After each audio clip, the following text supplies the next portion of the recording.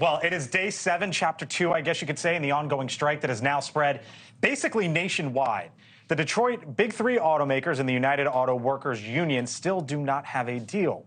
As a result, the auto workers ramped up their walkouts today. Right now, for example, there are strikes in 23 different states at 41 different auto plants. However, Ford was spared in the latest round of talks after progress, some of it at least, was reported. The UAW President Shawn Fain addressed the strike expansion and even extended an invite to President Biden. Ford is showing that they're serious about reaching a deal. At GM and Stellantis, it's a different story. We invite and encourage everyone who supports our cause to join us on the picket line, from our friends and families all the way up to the President of the United States.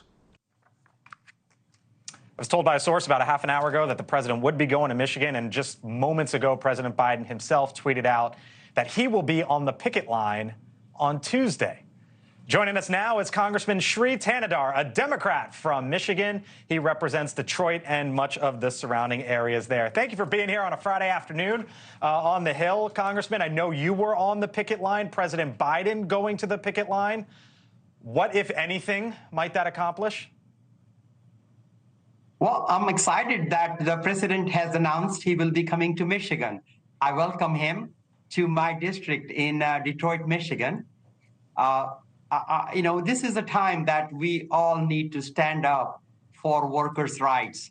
They made a lot of sacrifices during the financial hardship for the three automakers, and it's time for them to get paid back.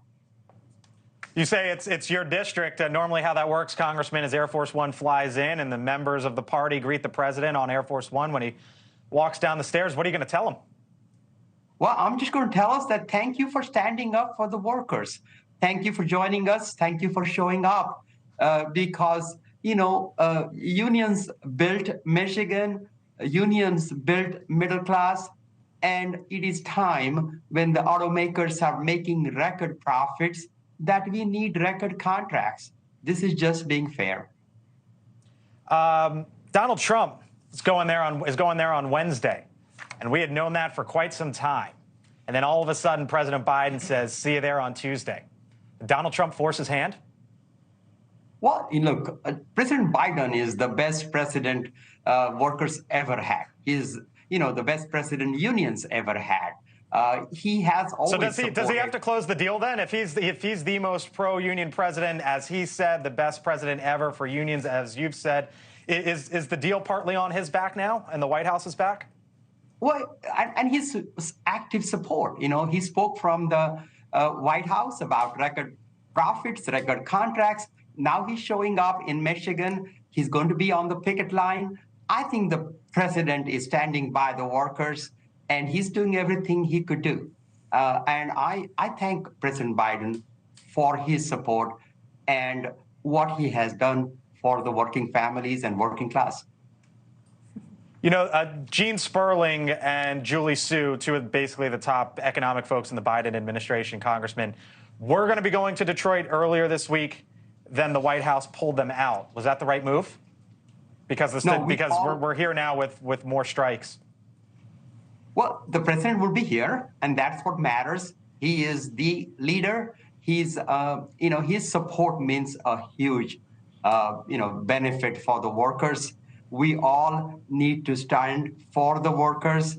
And, their demands are simply, now that the automakers are making huge profits, $21 billion in the first 6 months alone for all three automakers, it's time to end that two-tier system. The two-tier system, people working at $17 without enough benefit, without having the retirement benefits, it's just an unfair system. It's an exploitation of those workers, and we need fairness. This is the time. These workers made those sacrifices in hard times. It is time for us, and it's time for the automakers. It's only good business to treat your workers fairly. Look, I ran small businesses. I shared profits with my employees. When I ran small businesses, the ratio, the lowest paid employee in my company had about, no less than 3 times Yep. the executive pay. Right now, the executive pay is 350 times as much.